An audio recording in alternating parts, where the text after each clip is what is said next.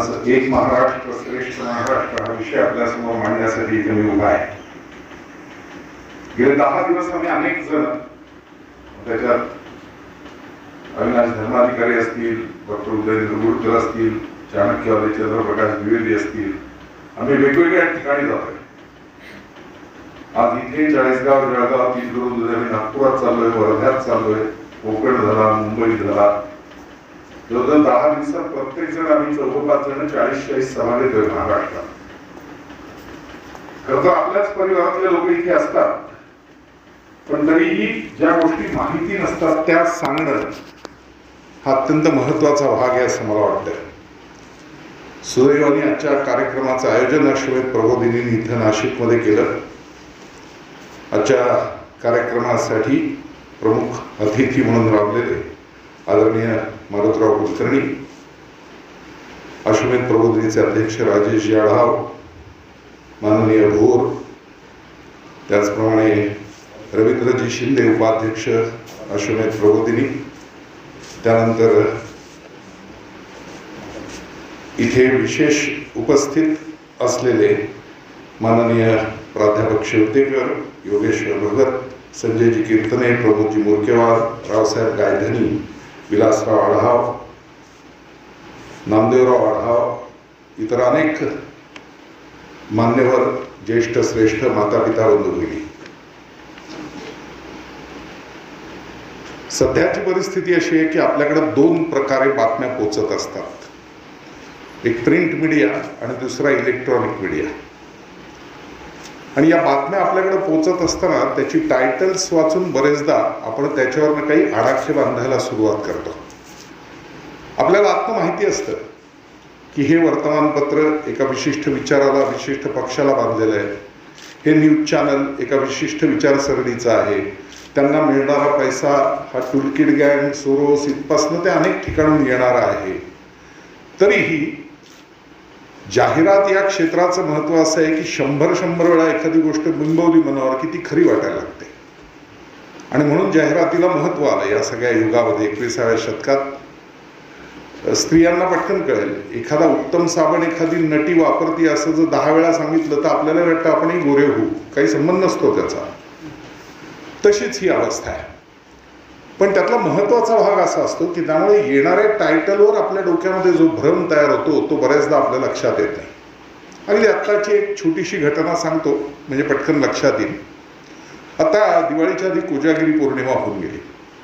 कोजागिरी पौर्णिमेनंतर 4 दिवसांनी जी चतुर्थी येते ती आपल्याकडे फार महत्त्वाची मानली जाते उत्तर भारतीय स्त्रियांमध्ये. कारण ती चतुर्थी उत्तर भारतीय स्त्रिया करवा चौथ या नावाने ओळखतात. आणि मग सर्व उत्तर भारतीय हिंदू स्त्रिया पहाटे 4ला उठायचं, शुचिर्भूत व्हायचं, काहीतरी खाऊन घ्यायचं आणि मग दिवसभर निर्जळी उपवास करायचा. सूर्यास्तानंतर चंद्रकोर आली चौथीची की चाळणीतनं तिच्याकडे बघायचं, मग त्याच चाळणीतनं पतिदेवांचं मुख बघायचं आणि मग ती चाळणी बाजूला केल्यावरती उपवास सोडण्यासाठी तो घास भरवणार आणि तोपर्यंत पूजा वगैरे असा सगळा विधी असतो.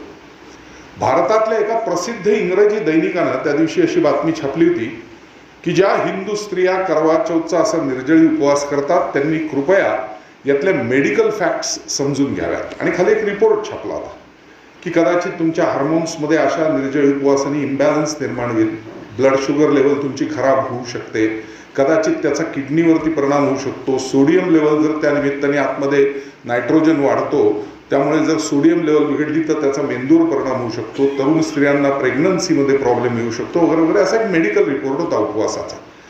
खरं तर उपवासाचं महत्त्व हिंदू संस्कृतीला कोणी शिकवण्याची गरज नाही, इतका तो पूर्वीपासून आपल्यात आहे.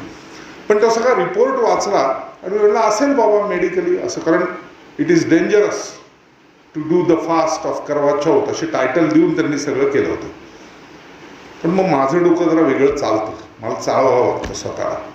म्हणून मी 15 दिवस अलीकडच्या बातम्या शोधत गेलो त्याच वर्तमानपत्राच्या इंग्रजी, आणि त्याच्यात रमजानच्या उपवासाविषयीचा रिपोर्ट होता. रमजान सुरू झालं तेव्हा, आणि त्याच्यात असं लिहिलेलं होतं रमजानचा उपवास करणाऱ्या स्त्रियांसाठी आम्हाला मेडिकली असं सांगायचं की हा अतिशय उत्तम आहे, हार्मोन बॅलन्स्ड राहतात, ब्लड शुगर लेवल मेंटेन होते, तुम्हाला वजन कमी करायला या उपवासाचा अत्यंत चांगला उपयोग होऊ शकतो, तुमचा मेंदू आणखीन तजेलदार आणि विचार प्रवृत्त होऊ शकतो, अतिशय बॅलन्स सगळ्या गोष्टी तुमच्या आयुष्यात होऊ शकतात. त्यामुळे जरूर रमजानचा उपवास केला पाहिजे. तुम्ही म्हणलं हाही उपवास सूर्योदयापूर्वीच सुरू होतो, हाही उपवास सूर्यास्तानंतरच संपतो. आमचाही उपवास तसाच होतो. तरी रिपोर्ट आम्ही दोन्हीचे फोटो माझ्या मोबाईलमध्ये ठेवले. त्या इंग्रजी मोठ्या वर्तमानपत्राचा उपसंपादक माझा मित्र असल्यामुळे मी सरळ त्याला दोन्ही फोटो पाठवले आणि विचारले, हे काय रे बाबा? त्याने ते बघितलं आणि त्याच्या लक्षात आलं काय झालंय. त्याने मला फोन केला आणि म्हणला, जाऊ दे ना राहुल, वर्ण आदेश होता. तर वर्ण आदेश होता मान्य म्हणलं, पण दोन्ही प्रकारचे उपवास समान असूनही एका धर्माचे उपवास मेडिकली अत्यंत फिट आणि दुसऱ्या धर्माचे उपवास मेडिकली अनफिट, असं कसं असू शकतं? सांगण्याचा उद्देश असा आहे की टायटलवरनं आपल्या डोक्यात घोळ सुरू होऊ शकतो. कारण लगेच पुढचा बघ सुरू होणार, हो बघितलंस का, करू नको उपवास, हे असं आहे, टायटल बघ त्यांचं आणि त्यांनी खाली दिलंय ते बघ. आपल्या लक्षातच येत नाही की मीडिया त्यांना हवं त्या पद्धतीने आपल्या पुढे बातम्या प्रोजेक्ट करत असतो. आता महिन्यापूर्वी भारताचे पंतप्रधान युनोच्या अधिवेशनाला गेले होते आणि त्यांच्या बरोबर होते सुब्रमण्यम जयशंकर, आपले परराष्ट्र मंत्री एस जयशंकर. युनोचा बेसिक रूल नंबर 21 असा आहे, 21 ओटेल, की परराष्ट्र या विषयावरची जर परिषद असेल आणि त्या राष्ट्राचा परराष्ट्र मंत्री किंवा जो कोणी ते खातं बघणारा सेक्रेटरी आहे तो उपलब्ध असेल तर त्यांनीच तो विषय पटलावर मांडावा. त्याच्या अनुपस्थितीत त्याला ज्या कोणाला पाठवलं असेल त्यांनी मांडावा. साहजिकच आहे, G20 मध्ये आफ्रिकन देशांना पहिल्यांदा आपण सामावून घेतल्यामुळे मोदींची एक वेगळी इमेज जी तयार झाली आफ्रिकन कंट्रीजमध्ये. त्यामुळे आफ्रिकन देशांनी मुद्दामून सांगितलं की या निमित्ताने आपल्याला बैठक घेता येईल तर तुम्ही पण या. आणि ऑफकोर्स परराष्ट्रमंत्री गेलेच. आता नियमानुसार परराष्ट्रमंत्रीच बोलणार होते, पण बहुतेक सगळ्या महाराष्ट्रातल्या वर्तमानपत्रामधली न्यूज टायटल अशी होती, यावेळेला युनोमध्ये पंतप्रधान मोदी बोलू शकणार नाहीत. याचा अर्थ असा होतो की त्यांना बंदी घातली, कोणीतरी ऑब्जेक्शन घेतलंय टायटलमुळे.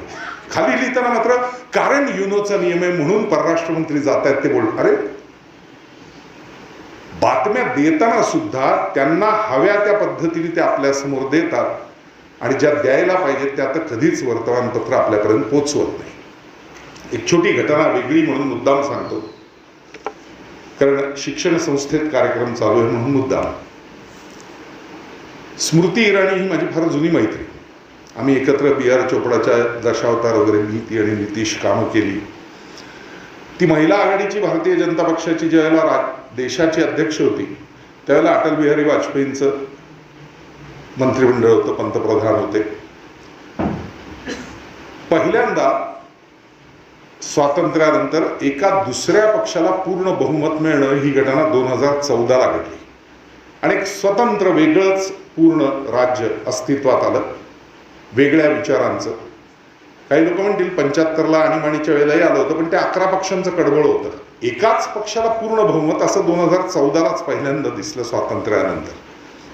आणि त्यावेळेच्या आदरणीय मोदीजींच्या मंत्रिमंडळात ती HRD मिनिस्टर झाली, ह्युमन रिसोर्स डेव्हलपमेंट. 2014ला शिक्षण खातं तिच्याकडे होतं.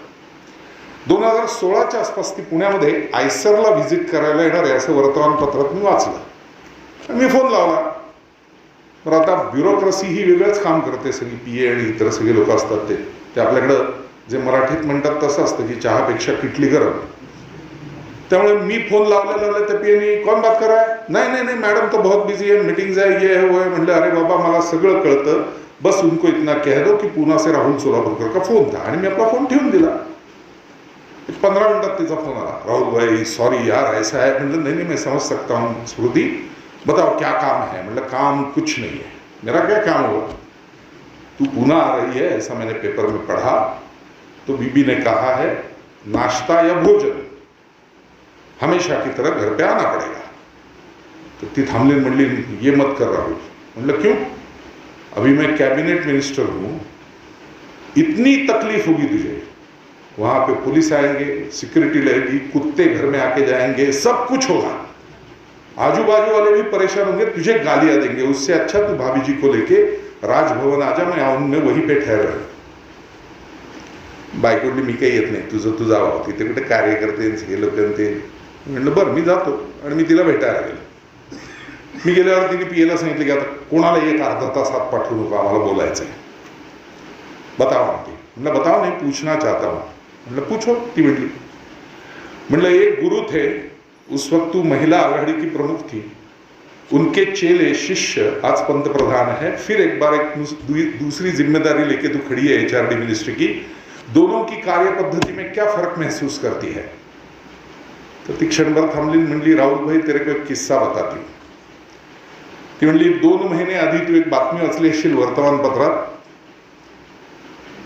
की श्रीनगर जम्मू ब्रॉडगेज रेल्वे सुरू झाली आणि त्याला हिरवा झेंडा मोदींनी दाखवला. म्हणलं हा वाचली, पेपरला आली. म्हणली पुढे हेही वाचलं असशील की विरोधी पक्षनेत्या सोनिया गांधींनी लगेच त्याच्यावर टिप्पणी केली की बांधला सगळा रेल्वे मार्ग UPA गव्हर्नमेंटने आणि झेंडी यांनी दाखवली. म्हणलं असं होतं ना ग, एखाद्या ठिकाणी पदसिद्ध अध्यक्ष राज्यपाल असं लिहिलं असेल आणि राज्यपालाची बदली झाली तर दुसरा राज्यपाल येणार, तो जाणार तिथे. त्या आधीच्यानी असं म्हणायचं नसतं खरं तर मी जाणार होतो पण माझ्या जागी ते आलेत म्हणून ते गेले. आता पंतप्रधानाच्या हस्ते असं लिहिलं असेल तर जो पंतप्रधान आहे तो जाणार. म्हणलं त्यात काय? ती म्हणली बरोबरच आहे, मूळ मुद्दा वेगळाच आहे. म्हणली जेव्हा प्राईम मिनिस्टर कुठेही व्हिजिट करतो राज्याला त्यावेळेला त्यांचा मिनिट टू मिनिट प्रोग्राम त्या राज्याचे CM आणि चीफ सेक्रेटरी यांना जात असतो.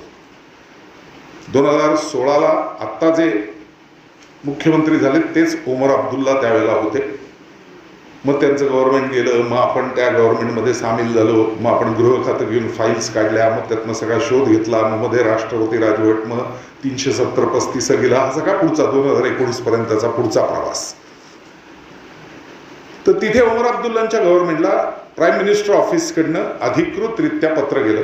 त्यात मिनिट टू मिनिट प्रोग्राम होता की 7:15 prime ministers arrival at Srinagar airport, proceed to Raj Bhavan, high tea with some delegates and CM and some ministers.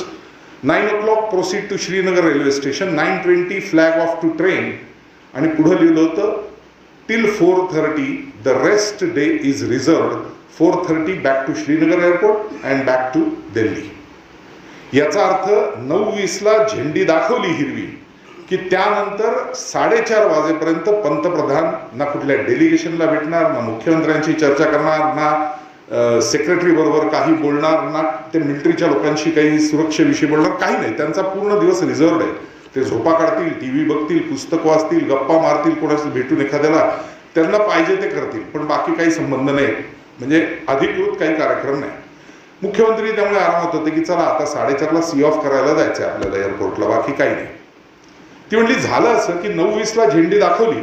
Doctor बेग म्हणून त्यावेळेला चीफ सेक्रेटरी होते जम्मू काश्मीरचे. चीफ सेक्रेटरी ही सगळ्यात मोठी पोस्ट असते. आपण प्रत्येक योजना येते त्यावेळेला जेव्हा बघतो की ही योजना अगदी आत्ता लाडकी बहीण मुख्यमंत्र्यांनी आणली वगैरे, मुख्यमंत्री फक्त सांगतात, सही चीफ सेक्रेटरीची होते तेव्हा ती योजना लागू होते GR पास झाल्यानंतर. त्यामुळे चीफ सेक्रेटरी फार मोठी पोस्ट असते. तर मोदीजींनी अचानक त्या डॉक्टर बेगना बोलवलं. बेग साहब, यस यस सर, ते ब्युरोक्रेसीतले लोक असतात तसं, सर बताइए सर क्या क्या. नहीं मुझे एक सवाल पूछना है. हाँ पूछिए सर. 40 साल पहले मैं साधना के लिए हिमालय में आया था, यहीं से श्रीनगर से आगे गुजरा था. ये अपने LOC के नजदीक, पूंछ के नजदीक कोई रूरकेला या ऐसा कोई गांव है, वहां पर उस वक्त 40 साल पहले ब्रिटिशर्स ने खोला हुआ एक सेंट्रल स्कूल मैंने देखा था. आज है क्या वो? तोच गडबडला की हा काय प्रश्न आला एकदम CM कडनं, PM कडनं. सर सर 2 मिनिट DJ आता हूं म्हणला. तो गेला, त्यांनी काहीतरी सगळी चौकशी केली, परत आला, म्हणला हाँ हाँ हाँ हाँ सर स्कूल है आज भी वहाँ पर है, चलो मुझे देखना है. आता देखना है म्हणल्यानंतर BSFचा चीख आला. थोडा sorry sir but it was not written in the protocol, so I have not done necessary arrangements for the security and it is absolutely near to LOC, so I cannot allow you. पर या माणसाचा स्वभाव असा है कि ते म्हणले भाई साहब मैंने पूछा नहीं है, मैं कह रहा हूं कि मैं जा रहा हूं, करना है तो इंतजाम करो. पर्यायच नव्हता. सगळा कॉन्व्हॉय निघाला 65 किलोमीटर लांब त्या गावाला पोहोचला. बरं यांनी सांगितलं शाळेत काही सांगू नका. शाळेत पोहोचले. शाळेत गडबड की LOCच्या जवळ, पाकिस्तानच्या इतक्या जवळ भारताचा पंतप्रधान काय आला या सेंट्रल स्कूलला अचानक. तिथे गड़बड़ते बोले अरे कुछ मत करो भाई, बैठो बैठो, मैं गपशप करने आया हूँ, बाहर के 2 गुलाब ले आओ, बस बहुत हो गया मेरे लिए, एक अच्छा कहावा पिलाओ, चलो बातें करते हैं. मग त्यांनी विचारलं किती मुलं आहेत शाळेत. ते म्हणले 1400 मुलं आहेत. कुठनं शिकतात? हे आसपासच्या 112 घाटीमधल्या वेगवेगळ्या गावांमधले येतात मुलं मुली शिकायला. 10वी पर्यंत किती शिकतात? आहेत म्हणले 300 ते 350 दरवर्षीचं प्रमाण आहे 10वी पास होण्याचं, म्हणजे 10वीला जाणाऱ्यांचं. पासिंग पर्सेंटेज काय? म्हणजे 90%. अरे वा, मग त्याच्या पुढे इथली मुलं काय शिकतात ही पास झालेली? ते म्हणले नाही शिकत. का? ही शाळा 10वी पर्यंतच आहे म्हणले. अरे म्हणले मग कुठं जातात शिकायला? श्रीनगर. श्रीनगरला जातात? नाही म्हणे 8 ते 10 मुलं जातात, बाकी कोण नाही. का? अहो ज्यांच्याकडे पैसा आहे, हॉस्टेलला ठेवू शकतात एवढीच मुलं, किंवा जे श्रीमंत आहेत किंवा नातेवाईक आहेत त्यांचे, अशी मुलं. बाकी मुलं मुली कोणी जात नाही. गरीब वर्गात नाही येणारी आहेत घाटीतनं, कुठे जाणार शिकायला एवढी मुलं? अच्छा चलो दिखाओ बाहर जगह कितनी है स्कूल की. मोठं मैदान, बरीचशी जागा, अच्छी खासी जगह रखी है ब्रिटिशर्स ने सेंट्रल स्कूल्स के लिए. बढ़िया, चलो नमस्कार. निघाले म्हणले. परत आले श्रीनगरला आणि पहिला फोन मला केला की स्मृति जी 40 साल पहले मैं साधना के लिए हिमालय में गया था, तो बीच में पूंछ के नजदीक एक गांव है, वहां पे मैंने एक सेंट्रल स्कूल देखा था. आज भी वो है, लेकिन सिर्फ 10वीं तक ही है. गरीब घर के लड़के लड़कियां घाटी में से सीखने के लिए वहां तक आते हैं, अच्छा खासा रिजल्ट है, लेकिन 10वीं के आगे कुछ नहीं है. मुझे पता है साइंस के लिए लैबोरेटरी लगती है, नए प्रोफेसर्स लगते हैं, असिस्टेंट्स लगते हैं, उसके लिए खर्चा बहुत है, लेकिन आर्ट्स और कॉमर्स के लिए तो उसकी जरूरत नहीं. 12वीं तक तो शुरू हो सकता है, अगर प्रोफेसर्स की बढ़ोतरी करें तो TY तक जा सकते हैं, कॉलेज भी हो सकता है. और अगर क्यों ना HRD के अंडर 5% की एक वो स्कीम जो हम बोलते थे हमेशा कि लोन 5% में ही देना है ऐसे स्कूलों को जिनको बढ़ोतरी चाहिए अच्छी एजुकेशन में, तो वैसा करके उनके पास जगह है तो उनको हम नई बिल्डिंग बनवाने के लिए परमिशन दे सकते हैं, लैबोरेटरी हो सकती है, तो एजुकेशन अच्छी तरह से शुरू हो जाएगा. देखो कुछ हो सकता है क्या, असं म्हणून स्मृती थांबली. मग मी तिला विचारलं फिर क्या राहुल भाई, यही बता रही हो, तूने पूछा ना कार्य पद्धति में फर्क क्या है? फर्क यही है. मतलब क्या फर्क है? फर्क यही है बोली राहुल भाई कि जब ये आदमी कहता है कि देखो कुछ हो सकता है क्या, इसका मतलब होता है करो,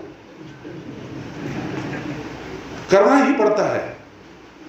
ती म्हणजे यू वोंट बिलीव राहुल, दोपहर 4:30 बजे वो वापस दिल्ली के लिए निकलने वाले थे. उसके पहले जम्मू कश्मीर लेह लद्दाख की जितनी भी 12 सेंट्रल स्कूल है, वहां पे जो स्कूल 12वीं तक थी, जो स्कूल 10वीं तक थी, उनको आगे की आर्ट्स और कॉमर्स की परमिशन मैंने एक लेटर में भेज दी थी चीफ सेक्रेटरी को. और उसके आगे जाके 50 लोगों का एक डेलीगेशन बनवाया, 2 महीने के लिए उनको वहां भेजा. हर जगह का उन्होंने जायजा लिया, कहा कितनी जगह है, किस तरह से हो सकता है. 5% की स्कीम बनवाई, उससे वहां पे नई बिल्डिंगें खड़ी करके, लैबोरेटरी खड़ी करके शुरू करने के लिए परमिशन दी. नए प्रोफेसर से अपॉइंटमेंट का लेटर दिया, क्योंकि हर मंगलवार को अगर प्राइम मिनिस्टर दिल्ली में है तो चीफ कैबिनेट मीटिंग रहती है सुबह उनके घर 6 बजे, और 8 हम मिनिस्टर्स है, उनको वहां जाना पड़ता है. सामने ना पर्ची हो ना कागज हो, ये आदमी अचानक पूछ सकता है, स्मृति जी 2 महीने पहले मैंने कुछ रूरकेला के एक सेंट्रल स्कूल के बारे में कुछ पूछा था, कुछ हुआ? तो मुझे दिखाना पड़ता है कि ये रिपोर्ट मैंने यहां तक का काम किया है. माझं प्रामाणिक मन असं सांगते की इथल्या एकाला ही गोष्ट माहिती नाही. अशा अनेक गोष्टी की ज्या मीडिया पोचवत नाही, माझ्याकडे अशा अनेक घटना आहेत. का मी हे सांगितलं तर दहशतीच्या वातावरणात स्वातंत्र्यानंतर 75 वर्ष वाढलेलं एक जम्मू काश्मीर, 89ला प्रचंड मोठं हिंदूंचं जिनोसाइड होऊन अक्षरशः 1.5% फक्त ज्या राज्यातला हिंदू आलाय, तिथे 2016 नंतर ह्या शिक्षणाच्या सोयी वाढल्यामुळे जी मुलं शिकू शकत नव्हती, चुकीच्या मार्गाला जात होती, भले ती कुठल्याही धर्माची असतील, पण ती आज शिकल्यामुळे परिणाम काय दिसला तर ज्या जम्मू काश्मीरच्या मागच्या सर्व लोकशाहीतल्या निवडणुका याच्यामध्ये कधीही 32% वर मतदान गेलं नव्हतं, पहिल्यांदा यावेळेला 58% वर मतदान गेलेलं दिसलं. तर कुणाला केलं, काय केलं हा नंतरचा भाग. सरकार अशा अनेक गोष्टी करत असतं, पण त्या आपल्यापर्यंत पोचत नसतात, कारण मीडिया त्या पद्धतीने काम करत नाही. आणि आपण दुर्दैवाने दिवसभर त्याच बातम्या लावत असल्यामुळे मीडियावरती विश्वास ठेवतो की इतकं दाखवतात म्हणजे खरं असेल बाबा. दुर्दैवाने ज्या गोष्टी मीडियाने या देशात सांगायला पाहिजे होत्या त्या कधीच सांगितल्या नाहीत, आणि त्यामुळे एक प्रचंड मोठा धोका गेली 25 वर्ष भारतात 1999 पासनं आणि 90 पासनं जगाला भेडसावणार आहे. आपली परिस्थिती अशी आहे की आपण आपल्या धर्मानुसार वागतो, पण आपला धर्म आपण कधी समजून घेत नाही ना. धर्मातल्या गोष्टींची उकल आपण स्वतःसाठी कधी केलेली असते, आणि मग आपलाच समजून घेत नाही तर दुसऱ्याचा धर्म कुठनं समजून घेणार. साधी गोष्ट आहे. मी जर असं म्हणलं की भगतसिंग सुखदेव राजगुरू, तर पटकन कोणीतरी उठून म्हणेल हो, शहीद भगतसिंग, शहीद सुखदेव, शहीद राजगुरू. आपल्याला माहीतच नसतं की कुराणातल्या 8व्या आयतीत शहीदचा अर्थ आहे जो धर्मासाठी प्राणार्पण करतो तो. या तिघांनी या देशाच्या स्वातंत्र्यासाठी केलं होतं, धर्मासाठी नाही, भले तिघही हिंदू असले तरी. त्यामुळे शहीद हा शब्द त्यांना वापरणं चुकीचं असं सावरकर म्हणायचे. सावरकर काय म्हणायचे, त्यांना हुतात्मा म्हणा, कारण त्यांनी हौतात्म्य पत्करले देशाच्या स्वातंत्र्यासाठी. अनेक शब्द आपल्याला असे माहिती नसतात. बरं, चित्रपटसृष्टी आमची इतकी भारी आहे की त्यांना हवा तसा इतिहास मांडते. म्हणजे एक चित्रपट आपल्या सगळ्यांनी पाहिलेला असेल आणि फार कळ येतात लोकांना, खूप पैसे देऊन पाहिलेला चित्रपट जोधा अकबर. काय आपण चित्रपट पाहून बाहेर आल्यानंतर बायका वगैरे मी पाहिल्यात, कसा हो, किती हो अकबर, छान हो. त्या जोधाला तुळशीवरून नाव बांधून दिलं, तिचा वेगळा वाडा दिला, हिंदू पद्धतीचा देवघर दिलं, हिंदूंवरती अत्याचार नाही केले. किती छान होता अकबर, नाही या सगळ्या परंपरेतला कुतुबुद्दीन ऐबकाच्या. परत सिनेमा बघा, आहे यूट्यूबपासून सगळीकडे आहे. आग्र्याला तो तख्तावर जाताना ज्या अलकाबच्या ललकाऱ्या होतात त्याच्यात 3 शब्द महत्वाचे येतात. गाझी मुयुद्दीन अकबर असा. आता मुयुद्दीन त्याचं नाव आहे परंपरेनुसार, अकबर तो जहांगीर आहे म्हणून, जहांगीराच्या परंपरेतला आहे म्हणून आहे. पण गाझी या शब्दाचा अर्थ आपल्याला माहिती नसतो. कुराण शरीफच्या 10व्या आयतीतल्या 8व्या सुरेनुसार गाझीचा अर्थ फार वेगळा आहे. आता 5 दिवसांपूर्वी दुसऱ्या पानिपताचा दिवस होता. हेमू, ज्याला हेमचंद्र म्हणायचो आपण, तो राजा अकबराशी लढताना दुसरं पानिपत आपण हरलो. त्याचं कारण हेमूच्या एकूण सैन्याच्या 6 पट सैन्य अकबराने लावलं होतं. आणि जेव्हा शेवटपर्यंत प्राणपणाने लढल्यानंतर हेमचंद्र किंवा हेमू ज्याला आपण म्हणतो, त्या राजाच्या लक्षात आलं की आता आपला पराभव अटळ आहे. तेव्हा एका निर्जन स्थळी जाऊन या यवनांच्या हातून मरायचं नाही म्हणून त्यांनी स्वतःला तलवार भुसकून घेतली आणि तो गेला. युद्ध संपल्यानंतर अकबराच्या सेनापतीला त्याचं शव मिळालं. त्याने ते उचलून आणलं आणि अकबराच्या समोर दिलं आणि म्हणला, हाच तो शत्रू ज्याच्या विरोधात आज आपण लढाई जिंकलो. अकबर म्हणला, हा का, द्या फेकून. आता फेकून द्या म्हणल्यानंतर तो सेनापती म्हणला, फिर आपका गाझी का मतलब पूरा नहीं होगा. अकबर म्हणला, मतलब? आणि मग त्या 3 लोकांनी मिळून त्याचं शव उभं धरलं. असं नुसतं तलवार काढून टाकली त्याची आणि असं उभं धरलं ते मेलेलं कलेवर. आणि अकबरांनी तलवार घेऊन त्याचं मुंडकं धडावेगळं सप्पकन केलं आणि मग सांगितलं, द्या फेकून आता. त्याचं कारण असं, ती सुरा असं सांगते, इस्तार गाझी, याचा अर्थ असा आहे की जो आमच्या अल्लाला किंवा इस्लामला मानत नाही त्याचं मुंडकं एका वारात जो धडा वेगळं करतो तोच फक्त गाझी. अकबर गाझी होता. त्याच्या जनानखान्यात 300 बायका होत्या.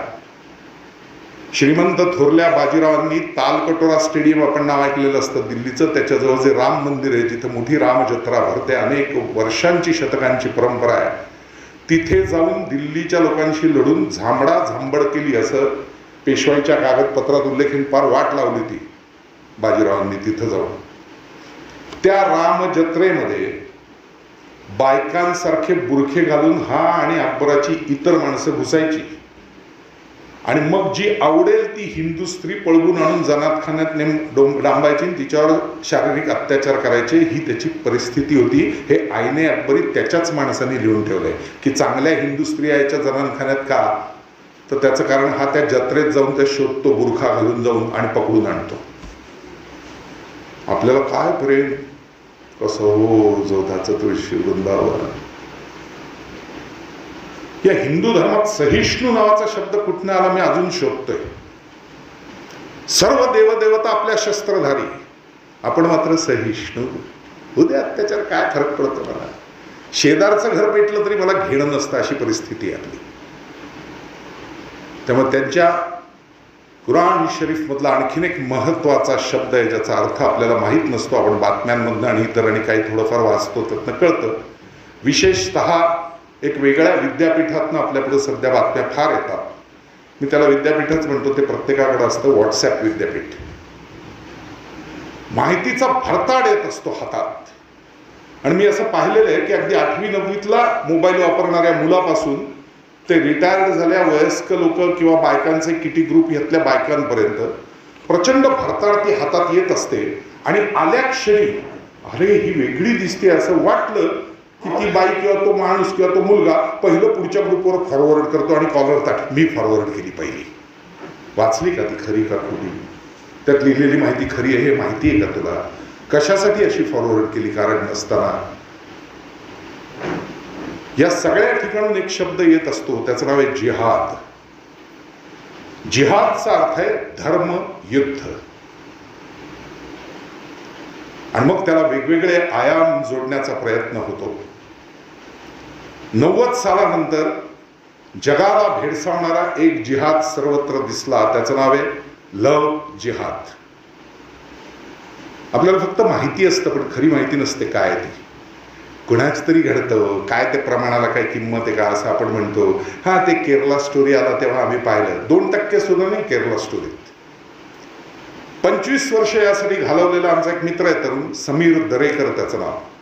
त्यांनी 2 वर्षापूर्वी एक पुस्तक लिहिलं. मी ज्यांना मुलगी आहे, ज्यांना नात आहे, ज्यांना बहीण आहे, त्या प्रत्येकाला विनंती करतो की बाकी सगळं बाजूला ठेवा, हे पुस्तक एकदा तरी नीट वाचा. त्या पुस्तकाचं नाव आहे पण तिला जपताना. दुसरा अर्थही आहे पण तिला जपताना असंही येते.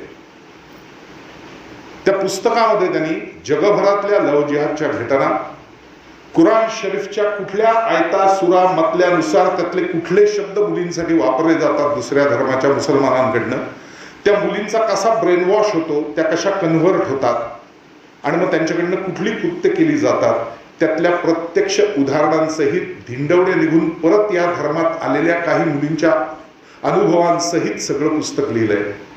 ज्यांना ज्यांना गेल्या 2 वर्षात ही पुस्तकं मी भेट दिलेत त्या प्रत्येकाचं मत एवढंच की राहुल भाई तू पुस्तक दिलंस, एका बैठकीत नाही वाचू शकलो, सुन्न झालो निम्म वाचायच्या आतच आम्ही की काय भयानक आहे हे आपल्याला काहीच माहिती नाही. प्रामाणिकपणे सांगेन की हे पुस्तक प्रत्येकाने वाचा. त्या निमित्ताने त्यांच्या धर्मातल्या काही गोष्टी आपल्याला कळतील, त्या धर्मानुसार काय चालतं ते आपल्याला कळेल. कारण आपण सिनेमेही बघताना नीट कधीही बघत नाही. जे खरंच नीट दाखवले असतील तेही बघत नाही. त्यांच्या धर्मातले निकाह दाखवले जातात, लग्न अगदी जुन्या ब्लॅक अँड व्हाईट सिनेमापासून बघा ना, मीना कुमारी दिलीप कुमारांच्या सिनेमापासून. त्यात ते असतं ना की तो असा सेहरा बांधलेला वगैरे असा, आणि मग तो काझी येतो त्याच्याशी काहीतरी बोलतो, हा, आणि मग तो तिकडे जातो, मग तो मेहर नजर करतो सगळे पैसे जे काय ठरलेले आहेत ते, आणि त्याच्या पुढे तिला विचारतो. त्यावेळेस तो एक आयत म्हणतो. ती आयत म्हणल्यानंतर तो तिला विचारतो कबूल है. ती आणि लाजत अगदी ती हिरोईन, आपण खुश असतो काय कशीला असते, किती छान ना नवरदेवी, कबूल है 3 वेळा, आणि मग कबूल कबूल, आणि मग ते रेवड्या बिवड्या उधळल्या जातात, सगळं ठीक आहे.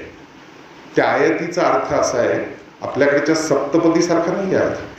तो अर्थ असा आहे की तू एक उपभोग्य वस्तू आहेस, त्यासाठीचे पैसे मी तुझ्या बापाकडे देतोय आणि इथून पुढे मला शक्य होईल तेवढे दिवस तुझा उपभोग घेण्याची ही बिदागी मी तुला आधी देतोय.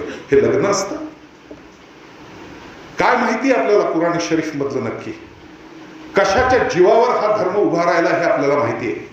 काय त्यांच्या प्रथा आहेत हे आपल्याला माहिती आहे. त्यामुळे लव जिहादच्या बाबतीत त्यांनी रेड कार्ड दिलंय पुढे त्यांचं, जे अधिकृत धर्माचं रेड कार्ड आहे त्यांच्या, की ब्राह्मण मुलीला जर कन्व्हर्ट केलं तर किती पैसे मिळतील, मराठा केलं तर किती, बहुजन समाजातली केली तर किती, ख्रिश्चन केली तर किती, त्यातही केरळातली असेल आणि नर्सिंगचं शिक्षण पूर्ण झाले असेल तर तिचा रेट किती, पंजाबीचा किती, सगळे रेट आहेत त्याच्यावर. पुण्यापुरतची गोष्ट सांगतो, रजिस्टर मॅरेज जिथं होतात त्या रजिस्ट्रारकडे माहिती अधिकारात आम्ही 3 महिन्यापूर्वी असं मागितलं होतं की महिन्याला रजिस्टर होणारी लग्न आणि त्याच्यातलं मुस्लिम मुलगा आणि हिंदू मुलगी कुठल्याही जातीतली असो यांचं प्रमाण किती आहे हे सांगा. आणि माहिती अधिकारात आलेलं प्रमाण असं होतं की दर महिन्याला रजिस्टर होणाऱ्या 12 ते 15 अशी लग्न होत आहेत जी मुस्लिमांशी होत आहेत. त्यात ब्राह्मण आहेत, मराठा आहेत, साळी आहेत, कोष्टी आहेत, कापडी आहेत, सगळ्या प्रकारच्या मुली आहेत. दिवाळीच्या आधीची घटना सांगतो. पुण्यातल्या उच्चभ्रू वस्तीतली उत्तम बंगल्यात राहणारी गुजराती मुलगी अचानक गायब झाली महिनाभर आधी. मोबाईल बंद. शोध घेण्यास सुरुवात झाली की घरात तर काही नव्हतं, वेडावाकडं 1.5 वर्षाचं मूल आहे लहान छान, सगळा संसार उत्तम आहे, श्रीमंत घर, कशासाठी गेली असेल, कुठं गेली असेल, काय झालं असेल. शेवटी लोकलज्जा सोडून पोलिसात तक्रार दिली. बातमी आपल्या कार्यकर्त्यांपर्यंत पोहोचली. शोध घ्यायला सुरुवात केला. तिच्या मित्रमैत्रिणींकडे धांडाळ घेतल्यानंतर एका मैत्रिणीकडनं एवढंच कळलं की ती बरेचदा एका मुस्लिम मुलाबरोबर बोलायची आणि फोन व्हायचा तिचा बाबा. म्हणून मग तिचा बंद असलेला मोबाईल त्या कंपनीमध्ये देवेंद्रजींना सांगून आम्ही कंपनीला अधिकृतरित्या पोलीस हॅकर्स बोलवून तिचे सगळे नंबर्स बाहेर काढले. तिचे गेल्या 2 महिन्यातली कॉन्व्हर्सेशन्स कोणाबरोबरचे. एका विशिष्ट नंबर बरोबर ती 2,500 मिनिटं बोलल्याची नोंद सापडली. म्हणून तो मोबाईल शोधला तर तो त्या मुस्लिमाचा निघाला. मग त्याच्यावरनं त्याचा शोध घेतला. अमित भाई शहांना विनंती केली गृह खात्यातर्फे की तेवढे कार्यवाही करा. गेल्यावरती त्याच्या घरच्यांनी सांगितलं की तो तर परदेशात असतो, इथं नाहीच येतो. त्याचा शोध लागला नाही, पण 21 दिवसांनी ब्रेनवॉश झालेली ही मुलगी बगदादच्या एअरपोर्टवर सापडली. आणि त्यानंतर आपली 2 माणसं अधिकृतरित्या तिथल्या गव्हर्नमेंटशी बोलून तिथं पाठवून तिचा झालेला ब्रेनवॉश डोक्यातनं काढून तिला परत व्यवस्थित पुण्यात आणून दिवाळीच्या 3 दिवस आधी तिच्या घरच्यांकडे सुपूर्द केलं गेलं. टाळ्या वाजवण्याची गोष्ट नाही ही, असं माझं मत. ही गंभीरता काय हे आपल्याला कळलं पाहिजे असं मी सांगतोय. हा लव जिहाद तरुण मुलींच्या लक्षात येत नाही, त्या वयामध्ये कळत नाही, विचार करत नाही. आणि मग प्रत्येकीच्या तोंडचं वाक्य हेच असतं की नाही आप कुछ भी कहे, मेरा असलम वैसा नहीं है, मेरा अब्दुल वैसा नहीं है, मेरा सुलेमान वैसा नहीं है. फ्रीजमध्ये 21 तुकडे झाले किंवा कुठल्या तरी जिहादी याच्यात ती बॉम्बस्फोटात मारली गेली वगैरे कळलं ना की बोलायला शिल्लक नसतात शब्द आपल्याकडे. हे किती गंभीर आहे हे कळलेलंच नाहीये हिंदू धर्मातल्या लोकांना, विशेषतः छोट्या मुलींच्या वयात येणाऱ्या मुलींच्या आईवडिलांना. प्रत्येकाने हे पुस्तक जरूर वाचावं, निदान त्या धर्माची थोडी ओळख होईल तुम्हाला, असं माझं मत आहे. कारण त्यातले आयते मतले शेर सुरा इतर गोष्टी सगळं त्यांनी इतकं सविस्तर लिहिलंय की याचा अर्थ तुमच्या मुलीला समजावून सांगा. त्यांनी हा शब्द संभाषणात वापरला मुस्लिम मुलांनी तर अर्थ हा आहे मुळात त्याच्या डोक्यातला. एक आयाम जिहादचा होता तो हा लव जिहाद. दुसरा आयाम स्वातंत्र्यानंतर अवघ्या 7 वर्षांनी या देशाला लागला. त्या दुसऱ्या आयामाचं नाव आहे लँड जिहाद. लँड जिहाद असं म्हणलं तर कळणार नाही, पण आता केंद्रामध्ये एक बिल आलं आणि बहुमत नसल्यामुळे ते माघार घेऊन एक आपल्याला सेंट्रल कमिटी नेमावी लागली जगदंबिका पाल यांच्या अध्यक्षतेखाली, आणि तिचं काम आता चालू आहे. त्या बिलाचं नाव आहे वक्फ बिल. हा शब्द आपण ऐकलेला असतो पण आपल्याला बाकी माहिती फारशी नसते. वक्फ हा अरेबिक शब्द आहे. वक्फचा दुसरा अर्थ आहे शाब्दिक अर्थ आहे राहणे, आणि दुसरा अर्थ आहे इस्लाम किंवा अल्लाला केलेलं दान. 1954 साली पाकिस्तानचे पंतप्रधान लियाकत अली यांनी भारताचे पंतप्रधान पंडित जवाहरलाल नेहरू ज्यांचा काल जन्मदिवस होता, माझे फार आवडते पंतप्रधान, फार मोठा माणूस, फार मस्त माणूस होता, त्यांना पत्र पाठवलं की अहो आमचे जे मुसलमान फाळणीच्या वेळेला सगळं सोडून आले, त्यांची घरं जमिनी शेतं व्यवसायाची ठिकाणं हे सगळं भारतात तसंच राहिलं, त्याचं तुम्ही काय केलंय? नेहरू म्हणले अजून काही नाही केलं. मग ते म्हणले आमच्या 12व्या सुरेमध्ये वक्फ नावाचा एक विषय आहे, अल्लाला दान असा, तर त्यानुसार तुम्ही एक वक्फ बोर्ड स्थापन करा, एक IAS अधिकारी घ्या, 2 उलेमा घ्या, आणखीन एक जामा मशिदीचा प्रमुख घ्या, असे सगळे नेमून तुम्ही 7 लोकांचं बोर्ड करा आणि या सगळ्या जमिनी त्यांच्याकडे द्या.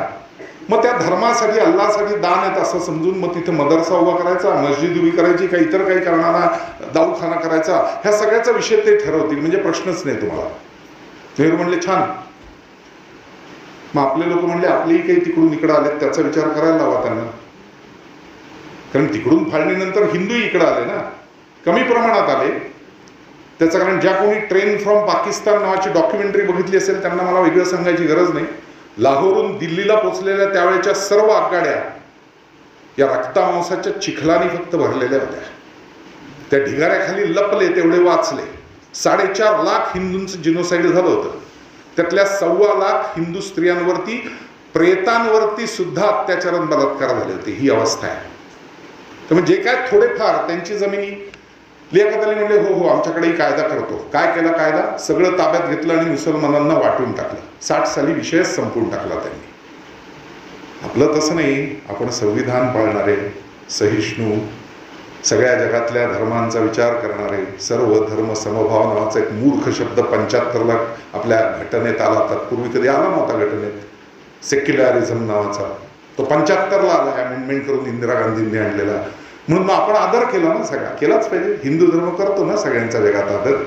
त्यामुळे आपण कायदा पाळला. त्याची परिस्थिती आज 2024ला अभ्यासानंतर अशी निर्माण झाली. 21 लोकांच्या कमिटीने जो 3.5 वर्ष अभ्यास केला आणि रिपोर्ट मांडला. तेजस्वी सूर्या बेंगलोरचे खासदार त्याचे प्रमुख होते.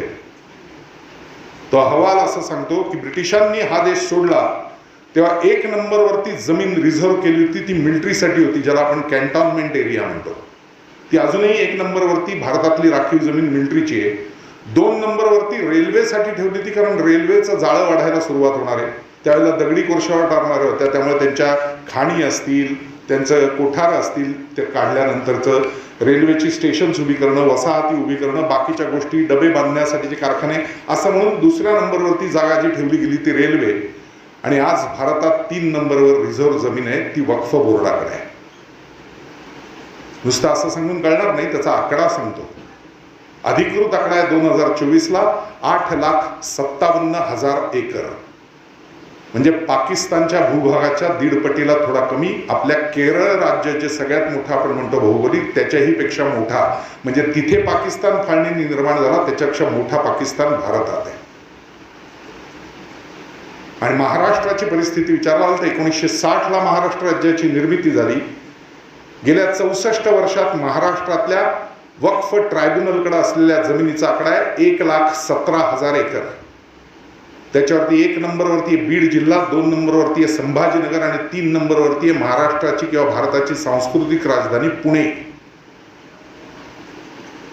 आपल्याला कल्पनाच नाहीये की हे लोक काय पद्धतीने जागा ताब्यात घेत आहेत. विमानतळाच्या जवळच्या असतील, रेल्वेच्या जवळच्या असतील, मोठ्या शाळांच्या जवळची मैदानं असतील, हिंदू मंदिरांच्या जवळच्या मोकळ्या जागा असतील, या सगळ्यांवरती त्यांनी वक्फचा कायदा लावून जागा ताब्यात घेणं सुरू केलं. 1995ला या वक्फच्या ऍक्टमध्ये काँग्रेस गव्हर्नमेंटनी काही अमेंडमेंट्स केल्या. फार छान अमेंडमेंट्स आहेत. पहिली अमेंडमेंट अशी आहे की समजा ही जागा आहे आता शाळेची, या शाळेची हे जे काय मैदान जिथे हे सगळ्यात मोठं ते व्याख्यानमाला घेतात म्हणले, त्या तुकड्यावर जर जवळपासच्या कुठल्याही मशिदीतल्या उलेमानी किंवा मौलवीनी महाराष्ट्र वक्फ ट्रायब्युनलकडे जाऊन सांगितलं की याचा मूळ कागद आत्ताच्या त्यांच्या वंशजांकडे आणि ती त्यांची होती, शाळेच्या नावाने कशी झाली आम्हाला काही कळत नाहीये, पण आता ही वक्फ झाली. आता समजा असं जर कोणी मी म्हणलं उद्या, तर कायदा काय सांगतो की ती माझी आहे हे दाखवण्यासाठीची कागदपत्र मी दाखवायला पाहिजेत, कारण मी म्हणतोय माझी आहे इतक्या वर्षानंतर. वक्फचा कायदा असं सांगतो की वक्फनी नोटीस लावल्यानंतर ही जबाबदारी संस्थेची आहे की ही जागा आमची आहे यासाठीची कागदपत्र जमा करायची. मग ते खाडाखोडीचे उतारे, ती पूर्वी जमीन कोणाची होती, मग ती नंतर त्या घरात विभागणी झाली, त्या बहिणीच्या वाट्याला आली, मग बहिणीने आपल्या 3 मुलात विभागली, मग त्यातल्या एकाच्या वाट्याला आली. जे काही खाडाखोडीचे उतारे गव्हर्नमेंटकडे आपल्याकडे रजिस्टर ऑफिसला असतात दस्त नोंदणीचे, ते सगळे घेऊन संस्थेने सादर करायचे. कुठे? दस्त नोंदणी कार्यालयात नाही, न्यायालयातही नाही, सादर करायचे वक्फ ट्रिब्युनल समोरच. आणि जर वक्फनी असं सांगितलं की नाही आढावा साहेब तुम्ही सांगताय सगळं बरोबर आहे, पण तुमचा कागद 62चा आहे पहिला खाडाखोडीचा, त्याच्यात हे हिंदू नाव दिसतंय, आमच्याकडचा जो कागद आहे आत्ताच्या वंशजांनी दिलेला तो 58चा आहे आणि तो अब्दुल सुलेमान नावाने होता. त्याचं म्हणणं आहे मधल्या 4 वर्षात ती कदाचित एका हिंदू माणसांनी लाटली असावी, पण माझ्या खापर पंजोबांची इच्छा ही वक्फ करायची होती, म्हणजे अल्लाला दान करायची होती. आढावा म्हणतील असं कसं, संस्थेची जोडणी काहीतरी काय चाललंय तुमचं हे, ठीक आहे दाद मागा तुम्ही. तर दाद कुठे मागायची, तर वक्फचा पुढचा नियम असं सांगतो की कुठल्याही न्यायालयात वक्फच्या विरोधात तुम्हाला जाता येणार नाही, म्हणजे दाद वक्फकडेच मागायची. आणि जर वक्फने सांगितलं की नाही 58चा कागद हा प्रमाण आमच्यासाठी, तर ती जागा वक्फला देऊन टाकायची. हे काय अमेंडमेंट आहे, ही कशासाठी केली गेली? त्याच्यावरती मदरसे उभे राहिले, मस्जिद उभी राहिली तर त्याच्यावर सरकारचा कंट्रोल असणार नाही. मस्जिदीच्या उत्पन्नातला 1% सरकारला काढून घेता येणार नाही, ही पुढची अमेंडमेंट. आणि हिंदूंची मात्र मंदिरं जिथं आपण दान धर्म करतो आपल्या आवडत्या देवदेवतेच्या नावाने, तिथे मात्र सरकारी प्रतिनिधी राहणार. त्यातले ठराविक विशिष्ट रकमेच्या पुढचे पैसे हे समाजकार्याच्या नावाखाली सरकार काढून घेणार आणि ते कुठल्या समाजासाठी वापरले जातात हे वेगळं सांगायची गरज नाही. आणि याच्यावर हिंदू बोलत नाहीत, ना अधिकार मागतात, ना आमच्या देवदेवतांवरती कंट्रोल ठेवायचा असेल तर मस्जिदींवर आणि चर्चवरही ठेवता का असं विचारतात, ना ठेवा असं म्हणतात आग्रहाने. चूक नाही आपली, सहिष्णू केलंच पाहिजे ना आपण हे सगळं. त्यामुळे हा दुसरा लँड जिहाद हाही विषय आपल्याला पूर्णपणे माहीत नाही. आणि त्याच्या पुढे त्यांनी सायलेंट किलर सारखा गेल्या लोकसभेपासून तिसरा जिहाद लावला, तो व्होट जिहाद.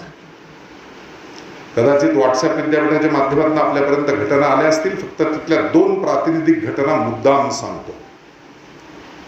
त्यांनी निर्णय असा घेतला की जिथं आपल्या धर्माचा प्रतिनिधी नसेल पण आपल्या धर्माची बूज राखणारा असेल तिथं त्याच्या मागे उभं राहायचं. जिथं आपल्या धर्माची बूज राखणारा हिंदू असेल पण त्याच्या विरोधात जर मुस्लिम असेल तर तिथं मात्र मुस्लिमाच्याच मागे उभं राहायचं. तुमच्या जवळची धुळ्याची घटना आहे, बहुतेकांना माहिती असेल. संरक्षण राज्यमंत्री डॉक्टर भामरे विरुद्ध डॉक्टर शोभा बच्छा. 6 विधानसभा मतदारसंघ मिळून 1 लोकसभा मतदारसंघ होतो. काउंटिंग सुरू झाल्यावर 5 विधानसभा मतदारसंघांमधनं डॉक्टर भामऱ्यांचं लीड होतं 1,89,217. लीड सांगतोय मी, मताधिक्य. म्हणजे परिस्थिती अशी की आता एक विधानसभा फुटायचं आहे, किती लीड देणार? 50,000, 60,000, 80,000, 1,00,000. तरी सीट तर लागलीच हो. 1,89,217 आहेत, विषय कुठे येतो? आणि एक मालेगाव मध्य फुटला आणि डॉक्टर शोभा बच्छावांना लीड मिळालं 1,94,322 आणि 5,000 मतांनी त्या जिंकल्या. त्यांच्या मतदानाच्या 98.19% मतदान त्यांनी केलं. आणि आपण 76% हिंदू, 35% मतदान. त्यातही मराठाच दिला नाही, इथं ब्राह्मणच दिला नाही, इथं जैनच दिला नाही, इथं नवबौद्धच हवा होता, त्यातही विखुरलेले. हिंदू म्हणून एक व्हावं हा विचार हिंदूंमध्ये नाही. आणि वेळ आली की जिहाद, धर्म यासाठी ते मात्र 100% एकत्र होतात. मग अशी उल्लेख केला बटोगे तो कटोगे. कटोगे म्हणजे फक्त मरणच असतं असं नाही हो. स्वातंत्र्यपूर्व काळातली घटना सांगतो ना. फाळणीच्या वेळेला सियालकोटच्या बाबतीत असं सांगितलं होतं, लॉर्ड माउंटबॅटननी मान्य केली तिथल्या लोकांची इच्छा की ठीक आहे जनमत घेऊन ठरवू सियालकोट भारतात राहणार का पाकिस्तानात. मुसलमानांची संख्या होती 84,000, हिंदूंची संख्या होती 1,31,000. व्होटिंग त्यांच्या बाजूनी झालं कारण आपल्या लोकांनी व्होटिंगच केलं नाही आणि सियालकोट तिकडे गेला. आणि आज परिस्थिती अशी आहे की आज सियालकोटमध्ये हिंदू आहेत फक्त 500, 1,31,000 लाहोर फाळणीच्या वेळेला हिंदूंची संख्या होती 72%, आज 2.5%.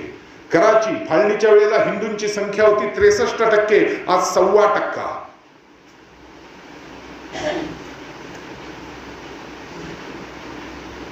लक्षातच येत नाही की 1500 वर्षापूर्वी निर्माण झालेला धर्म बघता बघता जगातले 57 देश काबीज करतो. मी कार्यक्रमांच्या निमित्ताने, व्याख्यानांच्या निमित्ताने युरोप, अमेरिका सगळीकडे हिंडत असतो. आत्ता दिवाळीच्या आधी मी जर्मनीत होतो, हांबुर्गला. ट्यूब रेल्वे पकडून पुढे जायचं होतं, म्हणून आम्ही 4 जण एका ट्यूब रेल्वेच्या एका डब्यात बसलो होतो. रेल्वे सुटली एका स्टेशनवरनं, हंबुर्गवरनं, आणि अचानक काही युरोपियन लोक 4-5 मुलं मुली तिकडून धावत आले आमच्या डब्यामध्ये, घाबरल्यासारखे, मिळाल्या तशा जागा किंवा उभे राहिले. आम्ही त्यांना शांत करून विचारलं काय कारण. ते म्हणते नाही, ते पलीकडच्या डब्यात सगळे मुस्लिम आहेत आणि त्यांनी असं सांगितलं की इथून पुढे सकाळच्या पहिल्या 2 ट्यूब रेल्वे ज्या सुटतील त्याच्यात हा डबा हा आमच्या धर्मासाठी असेल, दुसऱ्या कुठल्या धर्माच्या इथं बसायचं पण नाही. जर्मनी संपत चाललाय, फ्रान्स संपत चाललाय, इटली संपत चाललाय, ब्राझील संपत चाललाय, हॉलंडमध्ये आता 48% निवडून आलेत प्रतिनिधी म्हणून, राष्ट्रच मुस्लिम करा म्हणून मागणी होतीये. आपण त्याच बॉम्बच्या जवळ उभे आहोत. आपल्याला कल्पनाच येत नाही की हिंदू सारा एक म्हणजे काय असतं. कारण आपण कधी परदेशांवर हल्ले केले नाहीत, सहिष्णू, दुसऱ्याची भूमी नाही काबीज करायची. आलेल्याची आक्रमण परतवून लावण्याची शिस्त आपल्याकडे जरूर आहे. दुसऱ्याच्या भूमीवर आपण कधीही आक्रमण केलेलं नाही. एक राम रावण युद्ध सोडलं तर परकीय देशात जाऊन हिंदूंनी कधीही आक्रमण केलेलं नाही. सर्वात मोठी बुद्ध मूर्ती ती जागाही आपलीच होती. Iran, Iraq, Afghanistan, Brahmadesh, Myanmar, सगळ्या. पण हिंदू सारा एक हा विषय आपण विसरलो आणि तुकडे तुकडे तुकडे तुकडे पडत पडत आज उरलेला भारत आहे. म्यानमारचं उदाहरण मुद्दाम दिलं पाहिजे, कारण आपण फक्त वर्तमानपत्रात वाचतो की उद्या 16 तारखेला आपले पंतप्रधान तिकडे चाललेत म्यानमारला व्हिजिटला. ते का चाललेत माहितीये? अशानी विराथू नावाचा एक बौद्ध भिक्खू म्यानमारमध्ये, त्याच्या असं लक्षात आलं की रोहिंग्या मुस्लिमांनी बघता बघता सगळा व्यापार ताब्यात घ्यायला सुरुवात केली आणि अवघड होतं इथली परिस्थिती. आणि म्हणून तो भिक्खू उभा राहिला. त्यांनी बौद्ध धर्माची सगळी पुस्तकं परत बाहेर काढली. पहिलं तत्व, हिंदूंशी प्रामाणिक राहणारा बौद्ध धर्म, त्याचा नंबर 1. विचक्षिता मधलं 6वं तत्व की ज्याच्यामध्ये माणुसकी आणि सर्व गोष्टींना प्राधान्य दिलेलं आहे, ते नंबर 6. आणि 9 महत्वाची बौद्ध धर्माची तत्व साराने, असं मिळून त्यांनी एक नंबर तयार केला, 169. कारण त्याला हे कळत होतं की त्यांचा नंबर 786 असतो. आणि मग त्यांनी तो नंबर घेऊन सगळ्यांना असं सांगितलं, रस्त्यावरती फळ विकणारा असेल, इस्त्री करणारा असेल, मॉल चालवणारा मोठा कोणी असेल, छोटा दुकानदार असेल, प्रत्येक बौद्ध आणि हिंदूंनी हा नंबर आपल्या बाहेर लावावा, 169. आणि सगळ्यांना आवाहन त्या विराथूंनी असं केलं की इथून पुढे प्रामाणिकपणे खरेदी फक्त 169 जिथे तिथंच करायची. 2 रुपये महाग पडलं तरी चालेल, पण आपल्याच लोकांकडनं आपण खरेदी करायची. कारण जोपर्यंत आर्थिक कोंडी करत नाही तोपर्यंत हा समाज सरळ होणार नाही. आणि गेल्या 6 महिन्यातला परिणाम असा आहे की 62% रोहिंग्या मुस्लिमांचे व्यवसाय म्यानमार मधले बंद पडले आणि त्यातले 35% देश सोडून निघून गेले. म्हणून आपले पंतप्रधान 68 नंतर कोणीही गेलेलं नाही, उद्या म्यानमारला व्हिजिट करतायत. आपल्याला फक्त बातमी कळते, त्याच्या मागे नक्की सत्य काय चाललंय हे सगळ्या जगाच्या नकाशावर. आणि त्याच्या विरोधात काम करत असताना योग्य पद्धतीने पावलं टाकत आपली नेतृत्व कशी कामं करतायत हे कधीही आपल्यापर्यंत येत नाही. मीडिया तर पोहोचवणारच नाही, कारण तो टुलकिट गँग मधला आहे. निम्म्यांना सोरोस पासनं ते रॉकफेलर पासनं सगळ्यांचे पैसे येतात. एका वेगळ्या पद्धतीचा लेफ्टिस्ट विचार सगळा जो रुजवलेला आहे त्याच्यानुसार सगळी कार्यसरणी त्यांची चालते. आपण आपल्या बुद्धीवरती फक्त थर चढवत जातो. कधीही विचक्षण बुद्धिमत्ता वापरून आपण त्याचा शोध घ्यायचा प्रयत्न करत नाही. शोध पत्रकारिता हा तर विषय संपलाच आहे. निदान व्यक्ती म्हणून, या देशाचे नागरिक म्हणून, राष्ट्रहित प्रथम म्हणून याच्या मागची खरी भूमिका काय हे शोधण्याचा प्रयत्न प्रत्येक नागरिकाने केला पाहिजे असं मला वाटतं. दुर्दैवाने या व्होट जिहादला आपल्याला उत्तर देता आलं नाही. त्यानंतर निर्णय लागले लोकसभेचे आणि प्रसार पाहिला काय झाला, एवढं मोठं राम मंदिर उभं केलं, अयोध्या पडली. अयोध्या नाही पडली, त्याचं कारण 6 विधानसभांपैकी 1 विधानसभा मतदारसंघ अयोध्या आहे, तिथनं लीडच आहे. त्या लोकसभेच्या सीटचं नाव आहे फैजाबाद लोकसभा मतदारसंघ, आणि फैजाबाद पडला कारण उरलेल्या ठिकाणी त्यांचं प्रमाण जास्त आहे. सगळे व्हिडिओज युट्यूब पासून सगळीकडे उपलब्ध आहेत, बघा. हा वो पंतप्रधान आवास योजना में घर मिला ना, हा मिला ना. वो पीला रेशन कार्ड मिला ना, वो महीने का वो फोकट का राशन वो आता है ना, वो बेकार भत्ता भी हमारे एक लड़के को मिलता है अभी, हाँ वो चल रहा है, वो सब अच्छा चल रहा है। अच्छा, फिर वोट नहीं देंगे क्योंकि वो हमारे धर्म के नहीं है। आपल्या लक्षातच येत नाही, आपण जाती जातीत विखुरलेलो, ते धर्म म्हणून एक राहत आहेत। फाळणीच्या वेळेला 8% या देशात मुसलमान राहिले होते। आत्ताच्या जनगणनेनुसार मुसलमानांचं प्रमाण 26.13% आहे आणि आपण 81.12% होतो, ते आपण 78.24%वर आलोय। चूक नाही, हम दो हमारे दो, हम दो हमारा एक शेर, आणि ते मात्र शरिया 8 काय 10 काय, फरक कुठे पडतो? कारखानाच। मग अशा ठिकाणी कॉमन सिव्हिल कोड नको? हम दो हमारे दो सबके दो। 410 खासदार असताना ही संधी शहाबानो केसच्या वेळेला स्वर्गीय राजीव गांधींच्या हातात होती, पण त्या धर्माच्या आक्रमणामुळे घाबरून निर्णय झाला नाही। जेव्हा कणखर विचारांचं बहुमताचं सरकार असतं तेव्हा 370 आणि 35ही जातं, आणि जेव्हा आपण हरतो आणि बहुमत देत नाही अशा विचारांच्या, हिंदुत्ववादी विचारांच्या पाठीशी वरात नाही, तेव्हा वक्फचं बिलही मागं घ्यावं लागतं। मला कोणीतरी विचारलं, मोदींनी जास्त आगाऊपणा नाही केला का 400 पारची घोषणा देऊन? मी मगाशी लोकांना सांगितलं, माझं प्रामाणिक मत आहे। शिक्षण संस्थेत होत, आता 10वी 12वीच्या प्रिलिम्स होतील, तुमच्यापैकी कोणाची मुलं मुली असतील कदाचित, प्रिलिमचे रिझल्ट लागतील, घरी येऊन ते मत दाखवली त्यांनी की किती मार्क मिळालेत, मार्कशीट, गुणपत्रिका 88.12, वा छान मिळाले, पण आता जगाच्या नकाशावर 90-95चा आकडा दिसतोय, 98-99% पहिले येत आहेत। चांगली शाळा किंवा चांगलं कॉलेज तुला ज्युनियर कॉलेज मिळावं असं वाटत असेल किंवा चांगलं कॉलेज, तर तुला 95% जायला पाहिजे, म्हणजे उरलेल्या दिवसात फायनल 12वी किंवा 10वी येणार आहे तोपर्यंत तुला एवढा अभ्यास वाढवावा लागेल, असं सांगतो की नाही घरच्यांना, घरचे लोक मुलांना सगळे सांगतात, का नाही सांगत? 88% मिळाले काय नालायक आहेस असं कोणीच नाही म्हणत, आणखीन चांगलं काम कर एवढंच सांगतो। साहजिकच आहे, कुटुंब प्रमुख म्हणून 2014ला 302, 2019ला 335, तर कुटुंब प्रमुख म्हणला आता 335 नाही, आता 400 पार। अभ्यास काय कुटुंब प्रमुखांनी करायचा का विद्यार्थ्यांनी करायचा? आपण भ्रमात राहिलो की ते म्हणलेत म्हणजे व्हील, अरे अभ्यास तू केलास तर तुला टक्के पडणार आहेत, तुझ्या बापाने केला तर नाही। आणि मग दोष देत की ते कसं मोठेपणाने बोलले, असं गरज नव्हती। अरे गरज नव्हती नाही, त्यांनी तुम्हाला दिली होती उभारी, तुम्ही काम नाही केलं, तुम्ही निष्क्रिय राहिलात, हिंदू म्हणून एक आला नाहीत, म्हणून प्रमाण इतकं घटलं। निदान या वेळेला 20 तारखेला एक वेगळी, आपली दिवाळी संपली असली अगदी देव दिवाळी सकट, तरी एक वेगळी दिवाळी साजरी करण्याची संधी आपल्या हातात आहे।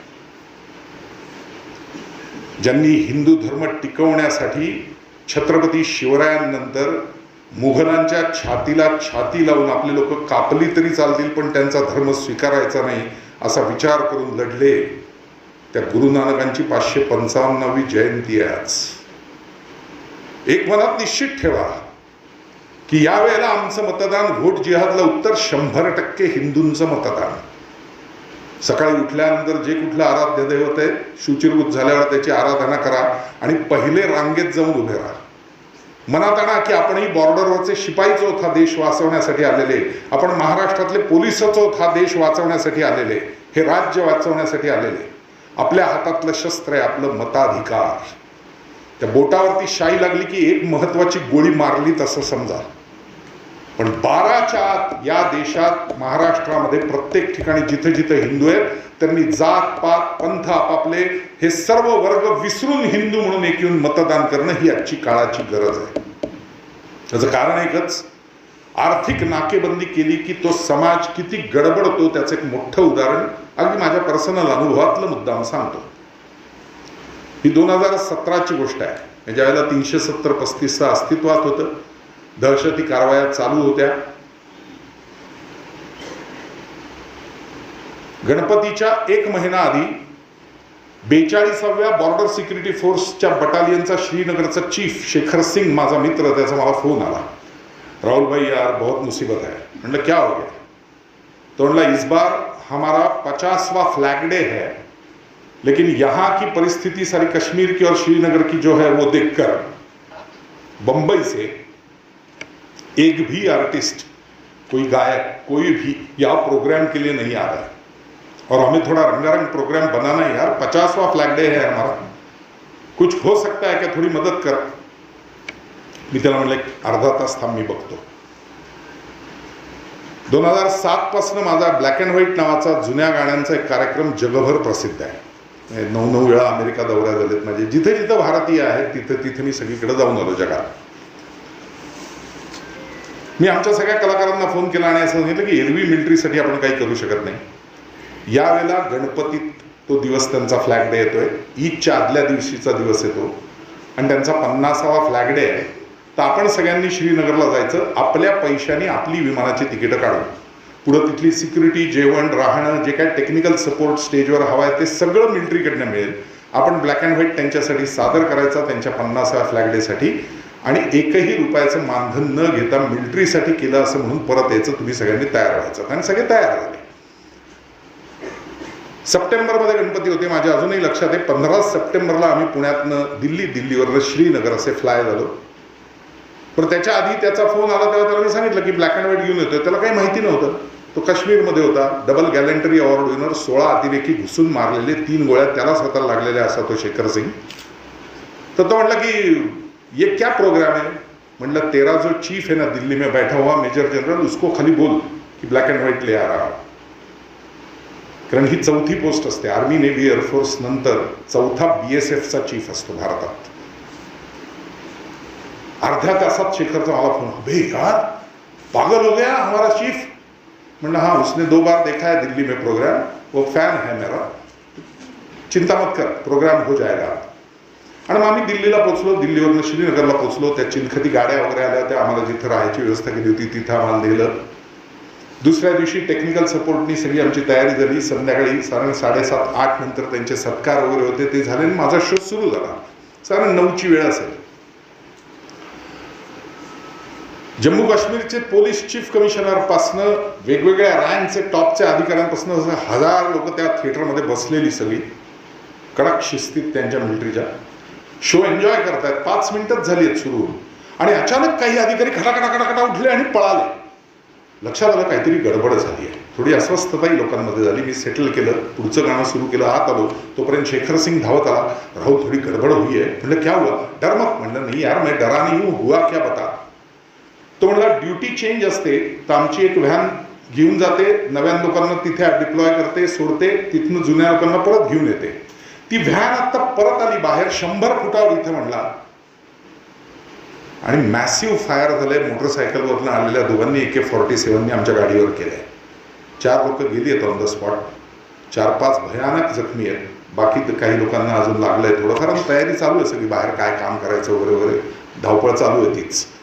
मी म्हणलं फिर शो हाँ शायद बंद करना पड़ेगा. म्हणला ठीक है, तू कहेगा तो बंद करूंगा, कोई दिक्कत नहीं, तू ध्यान रख उधर, मैं शो चालू रखता हूँ तब तक. अर्ध्या तासाने मी परत आत तो आला भेटायला. मी आत आल्यावर मला म्हणला नाही शो चालू रख, हिट अँड रन था. काश्मीर फाईल्समध्ये आपण हा प्रसंग फक्त पाहिलेला असतो. मोटरसायकलवरनं दोघं येतात, रॅपिड फायर करतात. तो म्हणला आता पोस्टमार्टमला बॉड्या पाठवल्या आहेत, बाकीच्यांना हॉस्पिटलला 4-5 ॲम्ब्युलन्स खटाखट बोलवल्या, वॉकी टॉकीवरनं सगळीकडे कळवलंय, मोटरसायकलचा नंबर पाहिलाय का वगैरे वगैरे, त्यांचा हुलिया वगैरे. तो शोध होईल आता, पण शोध चालू राहू दे कारण आता सगळं सेटल आहे, बाहेर काही आता प्रॉब्लेम नाही, सिक्युरिटी वाढवली आहे. शो संपला. रात्री चीफ ऑफ जनरल स्टाफ पासनं ते मेजर जनरल पासनं सगळे लोक लहान मुलासारखे पहाटेपर्यंत आमच्याबरोबर नाचत होते की आमचा 50वा फ्लॅग डे.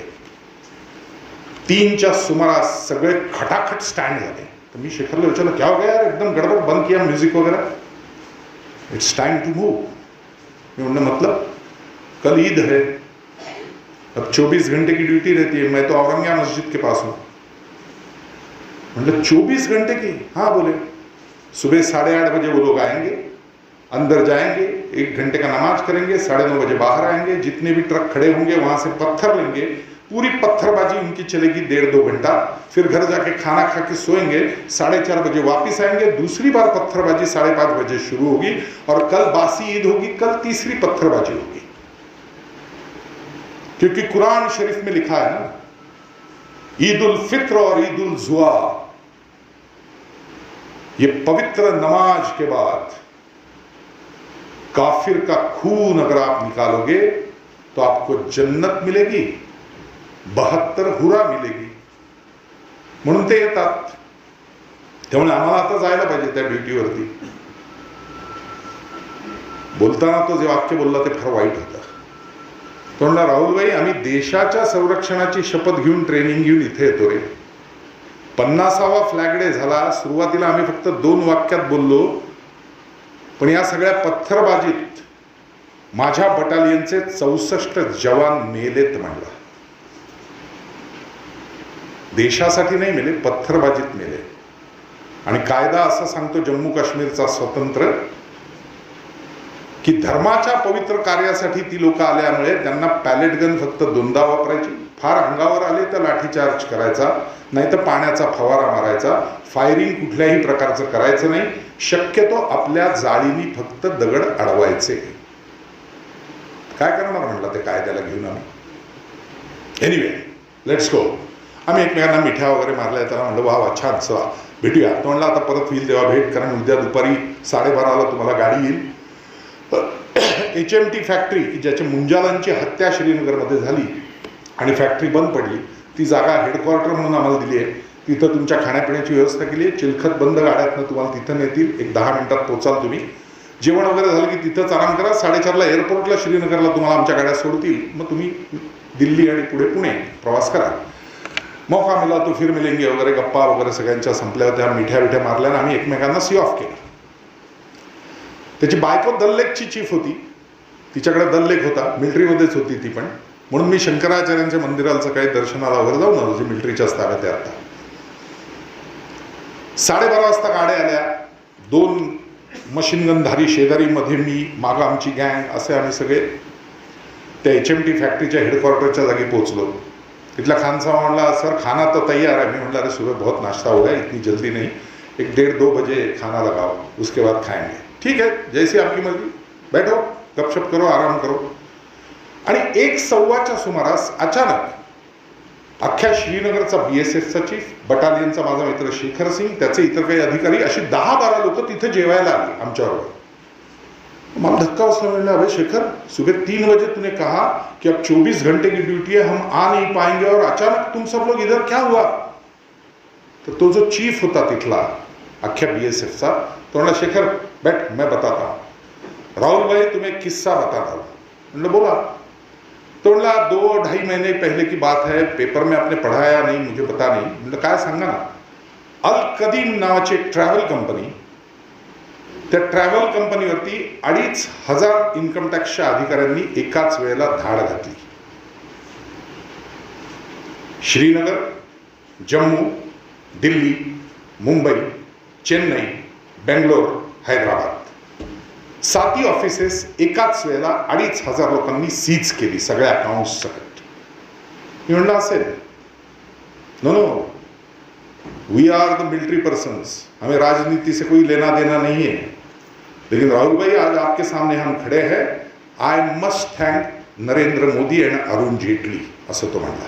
मी म्हणलं क्यों? तो म्हणला कारण असं आहे की तुम्हाला काही माहिती नसतं, ही अल कदीम नावाची कंपनी 5 स्टार हज यात्रेसाठी जगभर प्रसिद्ध, हज यात्रा पण 5 स्टार। आपणही तीर्थयात्रा करतो, वेगवेगळ्या पद्धतीने होतात ना। काही लोकांना फ्लाईटनी जाऊन 5 स्टार हॉटेलमध्ये राहून दर्शन घ्यायला आवडतं, काही लोक ट्रेननी जातात, काही बसनी जातात, आपल्या आपल्या पद्धतीने प्रत्येक जण करतो।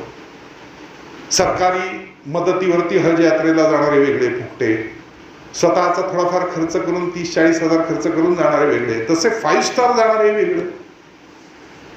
या अल कदीमची फाउंडर डायरेक्टर म्हणजे आत्ताचे जे ओमर अब्दुल्ला आहेत, त्यांची पहिली बायको, आता 3री आहे, 3 तलाक आणि ती पडली बाहेर। थोडं शोधलं तर लक्षात येईल.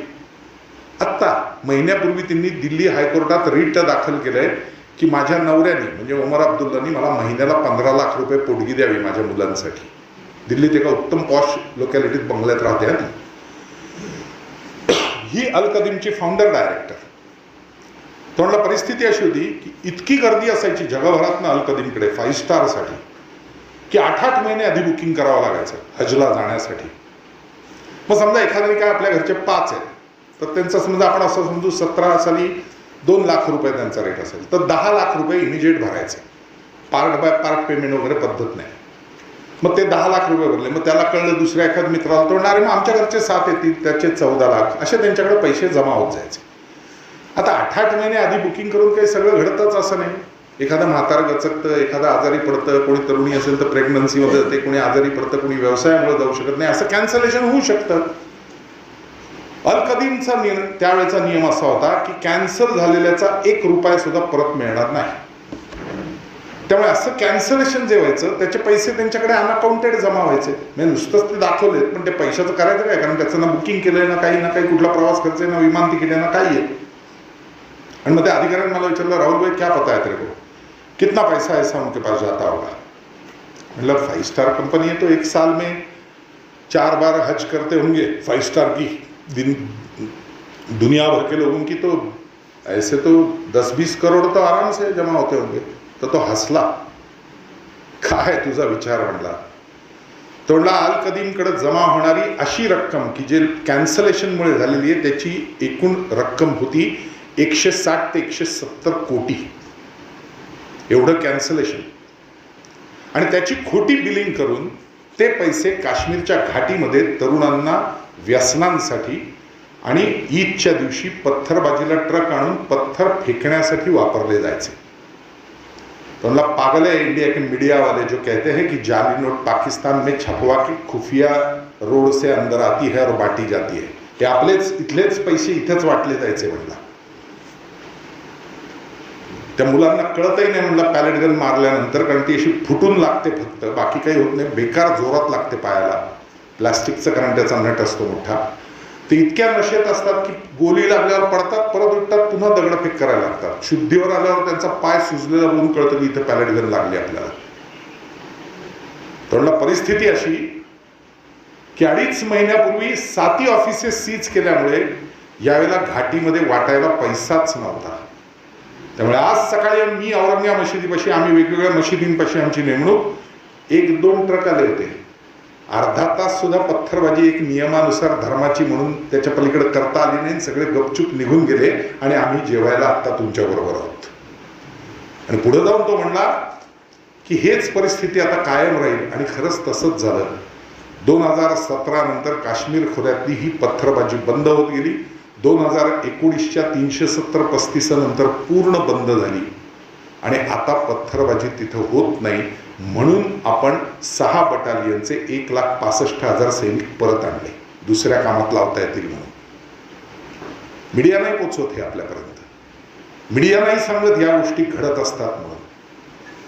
आर्थिक नाकेबंदी केली, नाक दाबलं की तोंड उघडतं म्हणतात ना, तसा तो समाज गप्प बसतो. मी विनंती करीन, कुठेही जातो आपण हल्ली इलेक्ट्रॉनिक पेमेंट करतो, भीम ॲप, जीपे, गुगल पे. वस्तू घेण्याआधी QR कोड स्कॅन करा. कारण त्यांनी त्याला उत्तर असं शोधलं. अगदी पुण्यामधली परिस्थिती सांगतो. अण्णासाहेब कर्वेंच्या पुतळ्या शेजारी गुरुप्रसाद नावाचं एक फ्लॉवर मर्चंट आहे. QR कोड स्कॅन केला की कळतं त्याचं नाव सुलेमान आहे. ओम साई नावाचं सुपर मार्केट आहे छोटं. ओम साई म्हटल्यावर आपल्याला वाटतं छान. QR कोड स्कॅन केला की कळतं की हा अब्दुल्ला आहे. कुठेतरी आपणही 169 सारखा एक विचार सुरू केला पाहिजे. विश्व हिंदूंनी तो विचार मांडलाय की आता ओम लावायला सुरुवात करूया. जिथं ओम तिथनंच खरेदी. मग QR कोडची गरज पडणार नाही. स्वस्त मिळेल, पटकन मिळेल, घासाघीस करता येते तर आपण खुश होतो. पण आपल्या लक्षात येत नाही की आर्थिक ताकद आपण त्यांना देतोय. हलालचं सर्टिफिकेट मिळालं की त्याचा 1 पैसा धर्मासाठी जातो. प्रत्येक 1 रुपयातला 1 पैसा. आणि तो आपल्याच विरोधात वापरला जात असतो, आपल्या लक्षात येत नाही. मदरस्यांना अनुदान दिलं जातं, पण मदरस्यांमधलं शिक्षण काय दिलं जातं हे आपल्याला माहीत नसतं. मराठी मुस्लिम मंचपासनं ते इथल्या सुलेमानपासनं ते उलेमांपासनं सगळ्यांच्या संघटनांनी केलेली आत्ताची मागणी 20 मागण्या आहेत. मला सगळ्यांनाही सांगायच्या, पण 4 मागण्या किती महत्वाच्या आहेत बघा. वक्फ ट्रायब्युनल महाराष्ट्रासाठी 1000 कोटी द्यावेत. आमच्या मदरशामधल्या उलेमांचं आणि मौलवींचं वेतन 8000 वरनं 15000 करावं. SC ST आणि ओबीसीचं रिझर्वेशन कमी करून आम्हाला 10% रिझर्वेशन महाराष्ट्रात द्यावं. 25% आमच्यातल्या निवडून आलेल्यांना मंत्रिमंडळात घ्यावं. शक्यतो उपमुख्यमंत्री आमचा असावा. आणि प्राधान्याने याचा विचार करू असं उत्तर दिलं जातं. आपण सहिष्णू आहोत, आपण नाही मागणी करत. कारण का आपण विभागलेले पण आहोत. आपण हा विचारही नाही करत माझ्या जातीचा आहे का, माझ्या जवळचा आहे का, माझ्या बरोबरीचा आहे का, मला विचारपूस करणारा आहे का, देशहिताचं काम करणारा आहे का, पुढे जाऊन भविष्यात हिंदूंची बूज राखणारा आहे का, हा विचारच माझ्या मनात येत नाही. या तरुण मुली आजच्या, उद्या तरुण होणाऱ्या छोट्या मुली मुलं तुझी बसलेली आहे, यांचं भवितव्य यासाठी तुम्हाला मतदान करायचंय. तुमची किंमत 0 आहे असं मी स्पष्ट सांगतो. माझ्याचं काय, आपलं काय 20-25 वर्ष राहिलं आयुष्य, आणखीन किती जगून जगणार आहोत. पण उद्याचं भविष्य उत्तम राहावं असं वाटत असेल, प्रत्येक हिंदू स्त्रीच्या कपाळी लाल कुंकू राहावं असं वाटत असेल, आपल्या देवाधर्मांची सर्व बूज राखली जावी असं वाटत असेल, कारण तीही ठेवायची हल्ली किंमत नाही. 50 ते 70 हजार स्त्रिया ऋषी पंचमीला पुण्यात गणेशोत्सवात, की जो जगाच्या नकाशावरचा मोठा गणेशोत्सव मानला जातो पुण्याचा, तिथे दगडूशेठ समोर अथर्व शीर्ष म्हणतात आणि ह्यांच्या नेत्यांच्या समोर आपल्यातलाच एक माणूस म्हणतो, बिंडोक्यात सगळ्या अथर्व म्हणजे शीर्ष, आणि ज्यांचं शीर्ष बिघडलंय त्यांनी हे वचन करायचं असतं. या सगळ्या 80,000 स्त्रिया डोकं बिघडलेल्या गणपती समोर बसतात. स्वामी समर्थांविषयी बोलताना तो असं म्हणतो, हा उघडा वागडा साधू असा अवलिया म्हणे त्याला हिंडवायचे. त्यावेळेच्या बायकांपासून कोणाला किती लाज वाटली असेल. स्वामी समर्थांना वाटत काही नव्हतं का त्यावेळेला, आणि त्यांचे भक्तगणांना आत्ताच्या वाटत नाही का की असा कसा तुमचा स्वामी.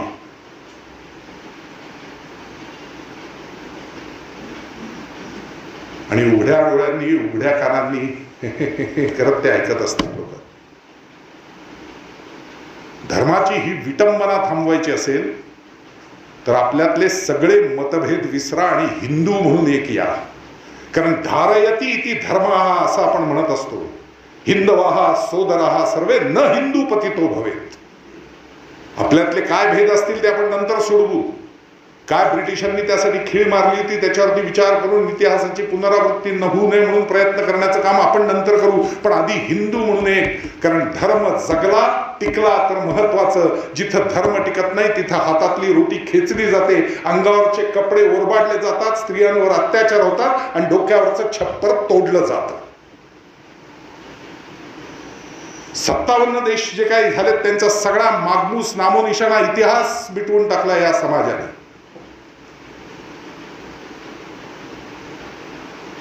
त्यामुळे कृपया ही विनंती करतो, आपण आपल्या परिवारातले असाल, हा विचार करणारही असाल, पण तेवढ्या पुरते थांबू नका. तुमचे महाविद्यालयीन शाळातले ग्रुप्स असतील, किटी पार्ट्यातले असतील, महिला मंडळ असतील, इथून पुढच्या 4 दिवसात त्या प्रत्येकाच्या प्रत्येक प्रश्नांना उत्तर द्या. मिळेल त्यांनी ते पुस्तक घ्या आणि त्यातल्या काही गोष्टी वाचून लोकांपुढे मांडा. आणि प्रत्येकाला सांगा की लोकशाहीतलं मतदानाचं पवित्र कर्तव्य हिंदू म्हणून 100% मतदानाने करणं हीच काळाची गरज आहे. कारण धर्म टिकला तर आपण सगळे आहोत. सर्व धर्म समभाव वगैरे असलं काही नव्हतं. शिवाजी महाराजांना सुद्धा सर्व धर्म समभावात टाकायला लागले आजचे इतिहासकार.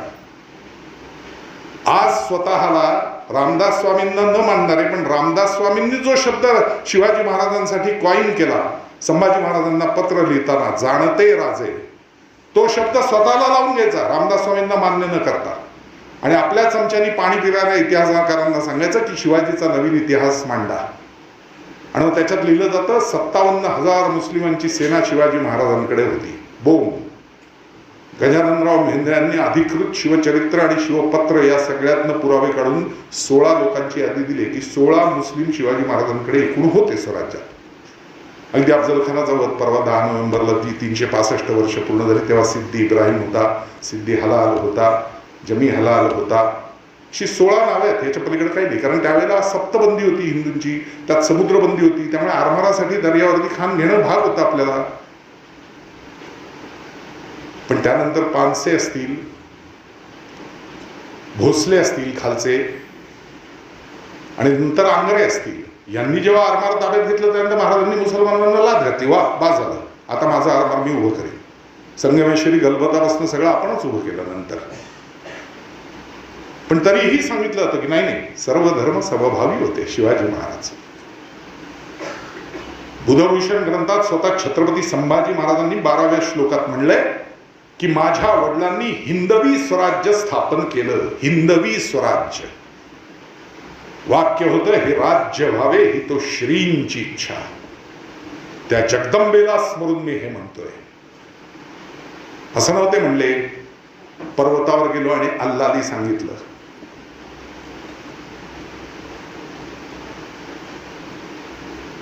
सहज 16 मुसलमानांचा उल्लेख आहे म्हणून सांगतो. कुतुबशाही सोडून शहाजीराजे आदिलशाहीकडे गेले आणि मग पुणे, सुपे, बंगळुरू हा सगळा प्रांत त्यांच्या ताब्यात आला. आणि त्यातल्या पुण्यामध्ये शिवाजी महाराजांनी 1642 नंतर आल्यानंतर 1644ला हिंदवी स्वराज्याला सुरुवात केली.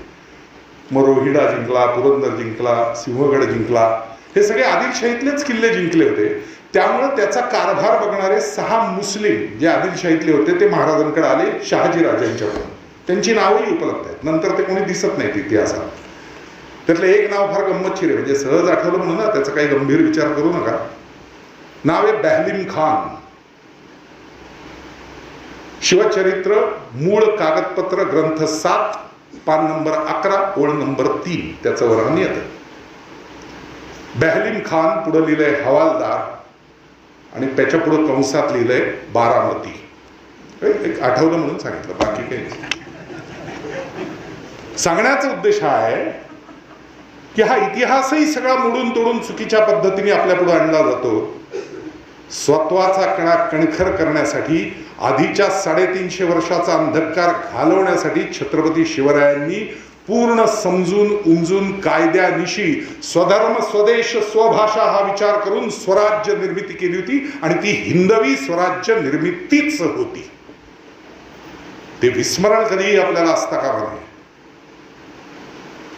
त्यामुळे प्रामाणिकपणे एवढीच विनंती करीन की आपल्या जवळचे जे लोक असतील त्यांच्यापर्यंत हे सगळे विषय पोचवा. जातीपातीत आपण विभागू नये याची विनंती प्रत्येकाला करा. पवित्र कर्तव्य असं नुसतं न म्हणता ते कर्तव्य बजावण्यासाठी सिद्ध व्हा.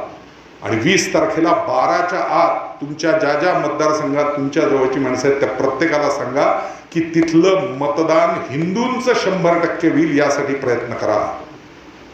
शेवटच्या जनगणनेत 76% जरी असलो तरी मतदानात आपण 35%च्या वर जात नाही, आणि त्याचा फायदा ते लोक घेतात. आपलं 100% मतदान होणं ही काळाची गरज आहे, तरच महाराष्ट्र कणखर राहील. अन्यथा 1,17,000 एकरचे आणखीन काही लाख एकर वाढायला वेळ लागणार नाही, आणि लव जिहाद, व्होट जिहाद आणि लँड जिहाद यांनी महाराष्ट्र संपून जाईल. त्यामुळे एक महाराष्ट्राचा अर्थ सर्व हिंदू हाच एक महाराष्ट्र, आणि तरच कणखर महाराष्ट्र.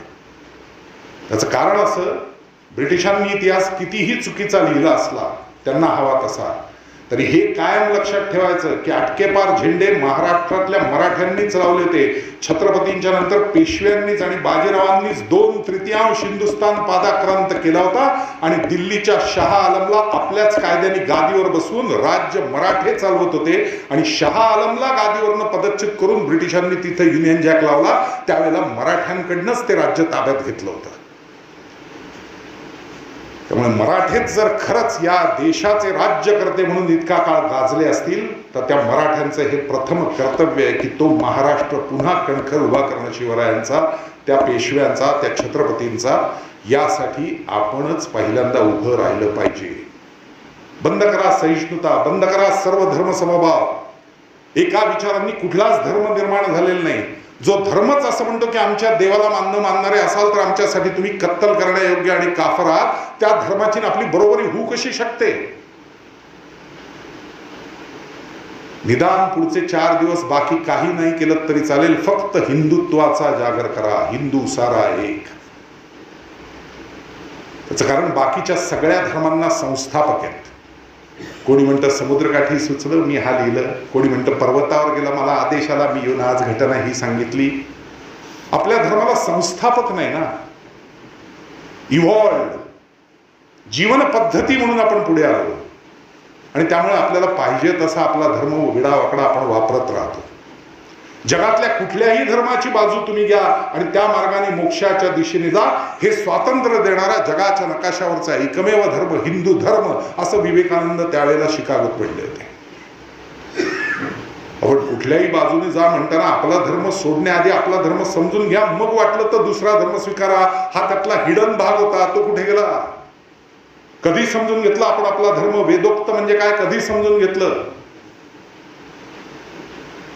मला असं वाटतं की इथून पुढचे 4 दिवस यासाठी महत्वाचे आहेत. मेंदूवरचे सगळे लॅकर, सगळे थर काढा.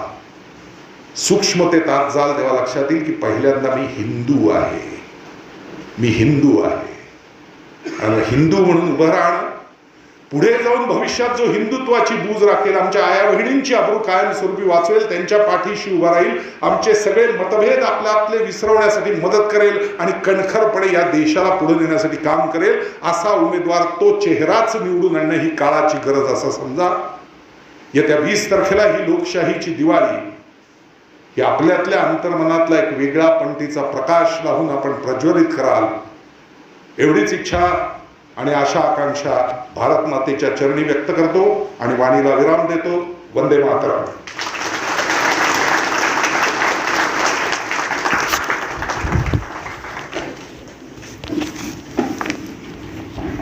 धन्यवाद राहुलजी.